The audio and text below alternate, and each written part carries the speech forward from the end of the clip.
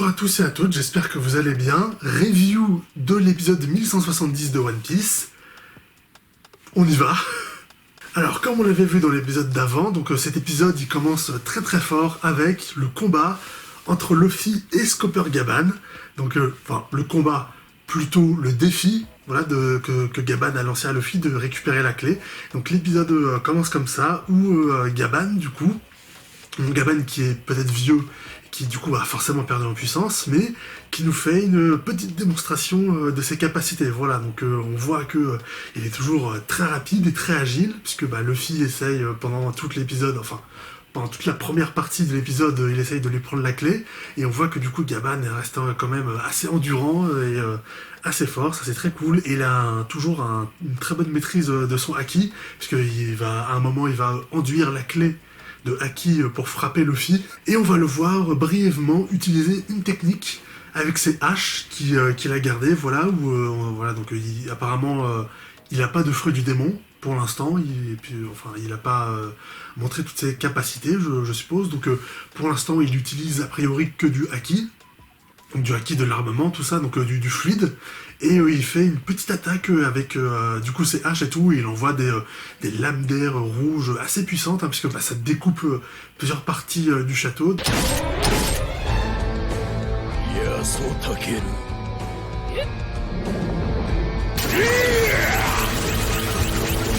Donc voilà, c'était assez cool, hein. Bon, évidemment, du coup, c'est encore le début, et il va pas se défouler, évidemment, sur Luffy, donc c'est pas sa puissance max, évidemment, mais c'était quand même plutôt cool. Enfin, en tout cas, moi, j'ai bien aimé ces passages-là. Et du coup, on va avoir Luffy, qui va aussi sortir le Gear 5, carrément, voilà. Alors moi, je m'étais dit qu'il pourrait sortir simplement le Gear 5 ou le Bandman ou le Snake Man, voilà, rapidement contre Gaban, mais non, il part directement en mode Gear 5, et d'ailleurs c'est marrant, mais il y a tous ces habits, tous ces nouveaux habits qui deviennent blancs aussi, et sa hache aussi, qu'il a dans le dos devient blanc, elle devient blanche, et son casque à cordes aussi, il devient blanc et il se fond dans ses cheveux, ça c'est assez marrant aussi, comment tous ses habits et tout deviennent blancs aussi, enfin se fondent avec du coup le Gear 5, et donc du coup il lance le Gear 5 pour attaquer Gaban, et Gaban se rend. Voilà, ça pour le coup ça m'a vraiment fait rire dans l'épisode, c'est Luffy qui donne tout, qui sort sa forme finale, et Gaban qui dit « Ah c'est bon, j'abandonne ». C'est d'ailleurs peut-être que ça lui a fait peur, peut-être que la forme de Luffy comme ça lui a fait peur, je sais pas, mais peut-être qu'il voulait juste voir justement les capacités de Luffy et Zoro et tout, mais voilà, là, ça pour le coup c'était assez marrant quand Gaban se rend, et du coup le combat, entre guillemets, le petit défi s'arrête, et du coup supposément après Luffy et tout vont repartir du coup normalement dans le pont des morts avec Loki pour le libérer pour de vrai, en fait, apparemment. Donc ça c'est vraiment toute la première partie de l'épisode, et la deuxième partie, on va retrouver Gunko et Shamrock du coup, qui arrivent aux environs de l'école, du Morse, pour essayer de kidnapper les enfants. Et du coup, à ce moment-là, Gunko crée un nouveau pentacle démoniaque pour appeler les deux autres chevaliers divins, voilà, donc c'est les deux autres qu'on voit brièvement dans l'opening de l'animé, et donc elle convoque deux autres chevaliers divins, donc deux nouveaux personnages, et c'est assez drôle, c'est notamment le premier qu'on voit, c'est un chevalier divin, donc c'était un chevalier divin qui était pas prêt, qui était encore en pyjama, et donc du coup il est téléporté par le saut démoniaque et il débarque en pyjama, enfin en slip et tout, c'est assez drôle. Donc c'est un chevalier divin qui du coup s'appelle Summers, voilà, Saint Summers Shepard, ou Saint Shepard Summers, je sais plus dans quel sens, mais voilà, ça c'est son prénom, et le personnage a un chara design vraiment cool, hein. Enfin surtout quand il a son habit de chevalier divin, évidemment, là c'est vraiment, il a un bon chara design, bon design pour le nouveau méchant, ça j'ai bien aimé. Et on voit du coup un autre chevalier divin qui lui débarque avec son fruit du démon éveillé,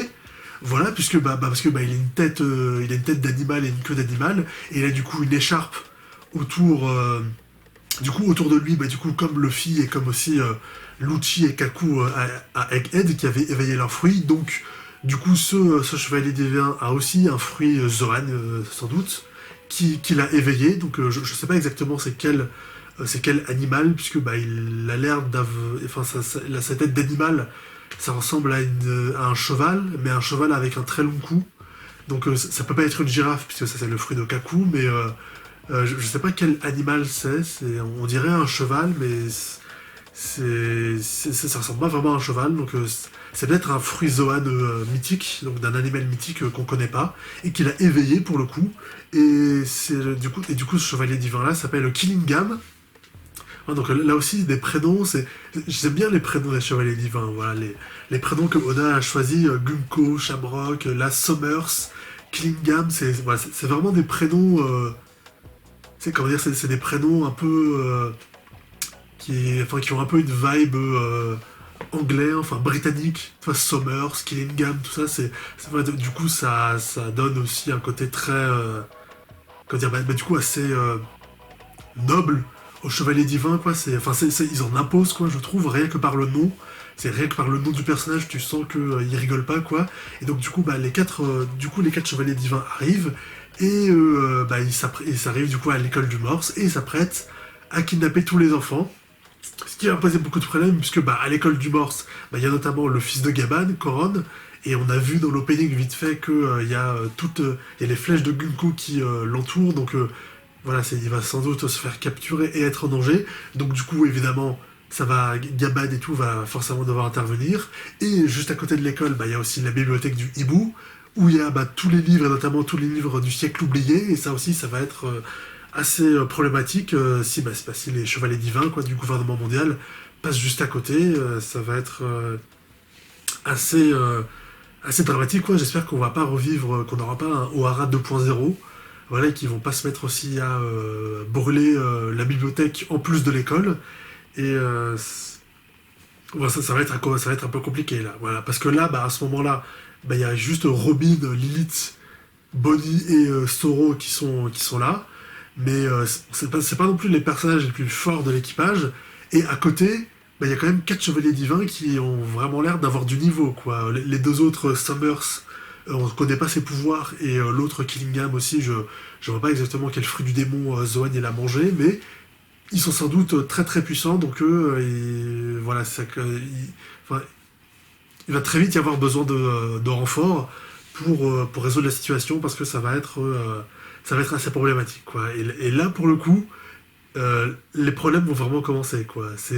Je me souviens, c'est ma review d'il y a 2-3 semaines, enfin même d'il y a un mois,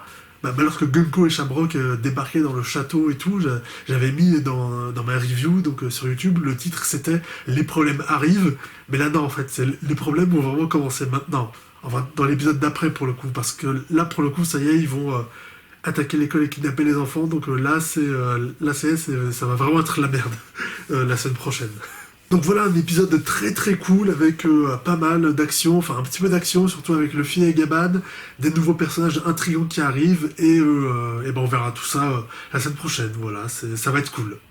Et voilà, merci à vous d'avoir suivi ma review jusqu'au bout. N'hésitez pas à la liker si ça vous a plu et à me dire dans les commentaires ce que vous avez pensé de mon avis et de l'épisode. Partagez ma review sur les réseaux sociaux et abonnez-vous pour ne pas manquer toutes mes prochaines vidéos. Salut!